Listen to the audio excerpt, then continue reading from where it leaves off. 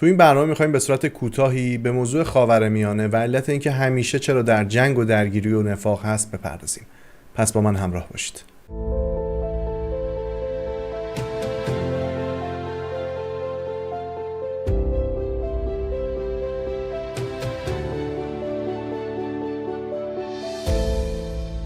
طبق کتب تاریخی و نظریه دانشمندان، حیات اتفاقاً از همین آسیای مرکزی و خاورمیانه آغاز شده. انسان‌های اولیه در همین مناطق مستقر شدن و زندگی خودشون رو آغاز کردن و به مرور زمان با افزایش زاد و ولد در سراسر کره زمین پراکنده شدن. در همین خاورمیانه و اطرافش ما شاهد هستیم که بیشترین منابع طبیعی و ارزشمند مثل نفت و گاز و انرژی و معادن و فلزات و سنگ‌های قیمتی یافت میشه. انگار خدا بیشتر نعماتش رو در همین مناطق انباشته کرده تا انسان‌ها رفاه بیشتری داشته باشن. اما می‌بینیم که دقیقاً برعکس جهان دو قطبی شده و عده‌ای که در سایر نقاط جهان پراکنده شدن سعی کردن همواره بر خاورمیانه و آسیای مرکزی تسلط داشته باشن تا بتونن از این ثروت‌ها استفاده کنن و همیشه دولت‌های دست نشانده تحت اوامر خودشون رو تلاش کردن روی کار بیارن تا بتونن به این منابع راحت‌تر و ارزون‌تر دسترسی داشته باشن و مردم این کشورها رو در فقر نگه دارن و در واقع یه جورایی کارگر ارزون قیمت داشته باشن. خاورمیانه‌ای که زمانی تحت حاکمیت امپراتوری‌های ایران بود، کم کم می‌بینیم که در طول تاریخ توازن قدرت دست مغول‌ها و یونانی‌ها و عرب‌ها و عثمانی‌ها و بعد هم دولت‌های مسیحی و اروپایی و آمریکایی امروزی میفته. دولت‌های غربی از دانش و تجربیات مردم خاورمیانه و آسیایی به نفع خودشون استفاده کردن و همیشه سعی کردن تا بهترین انسان‌ها رو برای کشور خودشون ببرن. برای همینه که اروپا و آمریکایی که قدمتشون خیلی کمتر از آسیای مرکزی و خاورمیانه هستن، امروزه پیشرفته‌تر و بهتر شدن. از همون هزاران سال پیش مردم کاربلد و وارد رو به کشورهای خودشون راه میدادن تا براشون کار کنن و همین امر باعث پیشرفتشون شد. از طرفی هم که منابع شرقی و آسیایی رو در اختیار داشتن، حالا چه با پول چه با زور. ما در طول تاریخ شاهد هستیم که میلیون‌ها انسان از ابتدای خلقت تا به امروز به خاطر منابع و قدرت حاکمان مختلف در همین کشورها کشته شدند. همه اینها از زمانی شروع شد که انسان نتونست نفس طمعکار و قدرت طلب و خودخواه خودش رو کنترل کنه. آدم‌های کم جنبه‌ای که به قدرت رسیدن و بر سر گسترش نفوذ خودشون در کشورهای دیگه و یا سیر کردن شکم مردم خودشون یا جاه طلبی بیشتر، جنگ‌ها به راه انداختن. فرزندان خودشون رو هم مثل خودشون تربیت کردن و همین آدم‌های خوب و بد، خیر و شر از ابتدا در دنیا وجود داشتن. حتی دین‌ها و پیامبران خدا هم نتونستن رو خیلی از اینها تأثیر مثبت بذارن. شکل‌گیری ادیان مختلف هم خودش مبنایی برای اختلاف و برتربینی و درگیری بین همین انسان‌ها شد، تا اینکه به جنگ اول جهانی میرسیم در دوران امپراتوری عثمانی که اتفاقاً هم رو به ضعف بود.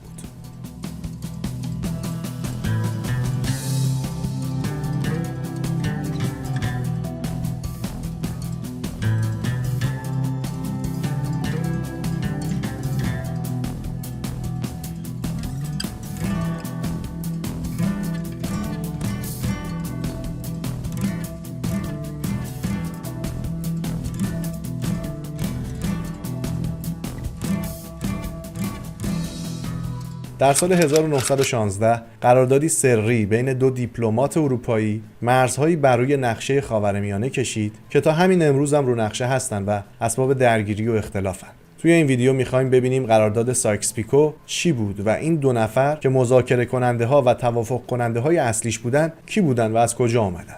داعش چند سال پیش که داشت پیشروی می‌کرد در سوریه و عراق، یکی از حرفایی که میزد این بود که ما میخوایم این مصیبتی رو که سایکس پیکو درست کرده تموم کنیم. توی نماز جمعه‌ای در مسجد موصل، ابوبکر بغدادی رهبر داعش گفت ما تا وقتی که آخرین میخ رو بر تابوت سایکس پیکو بکوبیم پیشروی خواهیم کرد.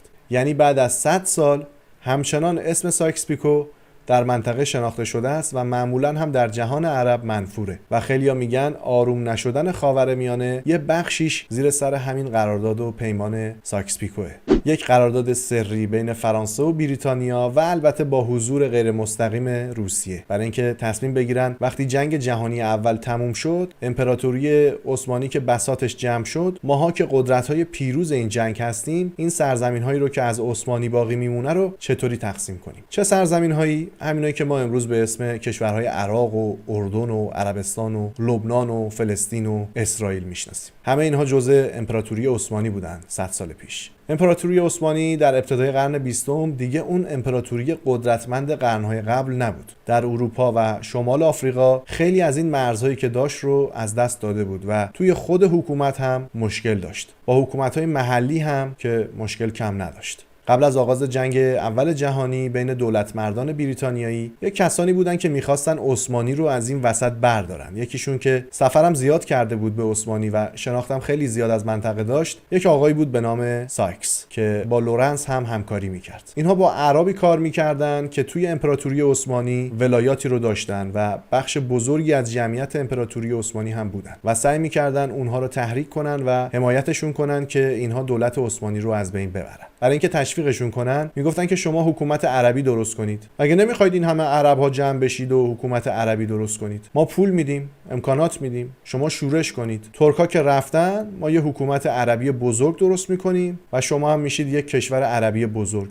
خودتونم میشید شاه. پایتختش هم میذاریم دمشق. همین پایتخت امروز سوریه. ما هم پشتتون هستیم و هرچی فتنه بود از همین ما هم پشتتون هستیم اتفاقا بلند شد. همه اینها چیزهایی بود که پیچیده تر کرد ماجرا رو، مخصوصا اینکه مذاکرات حداقل 3 جانبه بود. 3 طرف اینور انگلیس و فرانسه و روسیه بودن و اون طرف هم عرب بودن. اما زد و در روسیه تو سال 1917 انقلاب شد. حکومت تزاری که یه پای این مذاکرات بود بر افتاد. بولشویک ها اومدن روی قدرت و اسناد محرمانه سایکس پیکو رو دیدن و اونها رو منتشر کردن. عرب دیدن که ای دل غافل، ما پشتتون هستیم و حکومت واحد عرب و اینا همه کشک بود. اینا همون زمانی که میشستن به ما اینطوری میگفتن، با همدیگه نشستن بستن که عثمانی اگه از بین رفت، ما این سرزمینا رو چطوری بین خودمون تقسیم کنیم. حتی مرزبندی هم کردن بین خودشون که اگه عرب موفق نشدن عثمانی رو از داخل بتره کنن، ما بعد جنگ خودمون سرزمین‌های تحت حاکمیت عثمانی رو تقسیم میکنیم. و حتی بین خودشون هم توافق کردن که کی کجا رو حتی برداره. البته بعد از فروپاشی عثمانی عرب دست خالی هم نموندن، ولی اونی نبود که اون موقع انتظار داشتن. اما مشکل‌های بزرگی این قرارداد داشت. مثلا امکانی در نظر نگرفته بود که مثلا یه ترکیه این وسط به وجود بیاد چی میشه. ملی گرایی عربی رو پیش بینی نکرده بودن، چیزی که بعداً اتفاق افتاد. حالا اینها اتفاقات آینده است و میگیم اون موقع نمیتونستن ببینن، ولی خیلی از آدمایی که همون موقع هم توی این سرزمین‌ها زندگی می‌کردن رو اینا ندیدن. مثلا کردها رو تقریبا ندیدن. یهودیای ساکن فلسطین رو بهشون به درستی توجه نکرده بودن. یه نامه‌ای ساکس نوشته بود به وزارت خارجه که درباره یهودیای اون منطقه یه شرکت زراعت بین‌المللی درست کنیم بدیم بهشون. اما این کافی نبود برای یهودیا. خلاصه خیلی از این آدم‌ها رو ندیده بودن، خیلی از حساسیت‌ها رو ندیده بودن. بعدم بنیانش از یه درک اشتباهی از منطقه بود. درک اشتباهی که یه مقدارش سیستمی بود و یه مقدارش هم برمیگشت به همین دوتا بزرگواری که پیمان به نامشون شناخته میشه، سایکس و پیکو، دوتا دولتمرد اروپایی با عقاید استعماری. یعنی با این باور که واسه همه بهتره که ما اروپایی‌ها کنترل این منطقه رو در دست داشته باشیم. سایکس کی بود؟ چیکاره سیاست خارجه بریتانیا بود؟ یه جوان 36 ساله کاتولیک که تا قبل از این تفاهم‌نامه هم سابقه‌ای در هیچ مذاکرات سیاسی بین‌المللی نداشت. مدعی بود که تنها سیاستمدار مقیم بریتانیاست که از عثمانی شناخت دست اول داره. منتها شناختش در این حد بود که همه عربن، همه مسلمونن. نتیجه این شناختم این بود که خطکشو من هر جایی بذارم و خطو بکشم میتونم بگم که اینا مرزهای کشورهای جدید و کلا دنبال این بود که این زمین‌های عثمانی رو تقسیم کنه بین خودشون و متحدینشون. منتها چون فرانسه این وسط سوریه رو در مستعمره خودش داشت، باید توافق فرانسوی‌ها رو هم جلب می‌کردن. این شد که پای طرف فرانسوی هم به موضوع باز شد. طرف فرانسوی کی بود؟ مردی به نام فرانسوا جورج پیکو. نوامبر 1915 پیکو به نمایندگی از فرانسه وارد مذاکرات شد برای تقسیم اراضی عثمانی. فرانسوی‌ها خیلی قبلتر از جنگ اول جهانی از زمان جنگ‌های صلیبی حضور داشتن تو خاورمیانه، طوری که میگفتن سوریه و لبنان کشورهایی هستن که ما از 1000 سال پیش اصلا اینا رو درست کردیم. البته همیشه مقاومت‌ها و اعتراضهای محلی در برابر اینها بود، ولی فرانسوی‌ها میگفتن که مردم منطقه سوریه و لبنان میخوان که ما اینجا باشیم. اختلاف بین مردم محلی و فرانسوی‌ها بود. بین فرانسه و انگلیس اختلاف خاصی نبود. پیکو میخواست سوریه و لبنان برسه به فرانسوی‌ها. بریتانیا هم درسته که از عثمانی میترسید، ولی روسیه هم کمتر از عثمانی ترس نداشت. برای همین میخواست یه دیواری بین خودش و روسیه داشته باشه. و چه بهتر که سرزمین‌های مستعمره فرانسه اون دیوار حائل باشه. یکی از اشکالات قرارداد مسئله فلسطین بود که خیلی هم معروفه. فلسطین رو هم سایکس میخواست هم پیکو میخواست. نهایتا رسیدن به اینجا که بیان چند تا از بندرهایی که توی فلسطین هستش و الان هم هست مثل حیفا و عکا رو بگیرن و باقی اراضی فلسطین رو با یه مدیریت بین‌المللی اداره کنن. اما زد و یه دفعه دولت در هر دو کشور، اونم در دو جهت مخالف، عوض شد. هم در بریتانیا هم در فرانسه. در بریتانیا دیوید لوید جورج اومد سر کار و خیلی هم علاقه پیدا کرد به فلسطین. شدیداً هم مذهبی بود و میگفت زمین خدا، عرش موعود رو میخواین پیش چشمان خدا تکه تکه کنید، ما اصلا باید از این قرارداد بیایم بیرون و باید عوضش کنیم. توی فرانسه ولی دولتی که روی کار اومده بود اتفاقاً سیاست‌های ضد استعماری داشت و علاقه زیادی هم به فلسطین نداشت. اصلاً با این دولت جدید دیگه انگیزه‌ای برای اینکه توی خاورمیانه سرزمین‌هایی رو داشته باشه و استعمار کنه رو کم کم داشت از دست میداد. این تغییرات در کنار کلی نیروهای خارجی و حواشی دیگه باعث شد در برهه‌هایی هر دوتا بخوان از قرارداد بیان بیرون، ولی نهایتش هم هیچ کدوم بیرون نیومدن. اما یه قرارداد نصف نیمه ای رو با هم دیگه امضا کردن. قرارداد سایکس پیکو همون قراردادی موند که موند. قرارداد خیلی مهمی که نواقص بسیاری داشت و با اون نقص باز هم ناقص اجرایی شد. قراردادی که در ناآروم بودن خاورمیانه نقشی اساسی داشت. سیاستمداران اون موقع جمع شدن، هر کدوم با منافع خودشون و از دید خودشون که یک راه حل مشترکی پیدا کنن. یه نظمی داره میپاشه، برای اینکه به یه نظم و نظام جدیدی برسیم همه باید همفکری کنیم و بر سر یه چیزی توافق کنیم. اون نظم جدیدی که پیشنهاد کردن شرایط رو پیچیده‌تر هم کرد. به قول نویسنده کتاب صلحی که همه صلح‌ها رو برباد داد، میگفت آثار اون نظمی که اینها میخواستن پیاده کنن الان در ویرانه‌های بیروت، در کناره‌های دجله و فرات و سواحل اردن مشهوده. خب بریم سراغ فیلم سینمایی این هفته.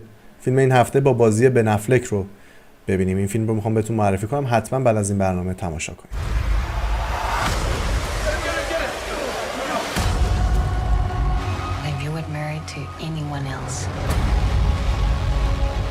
Be so bored, you kill yourself.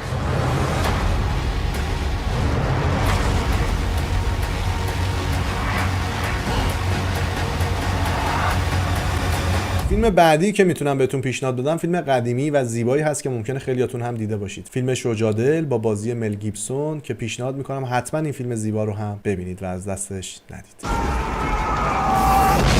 Just one chance to tell our enemies that they may take our lives, but they'll never take our freedom! Mel Gibson. Braveheart.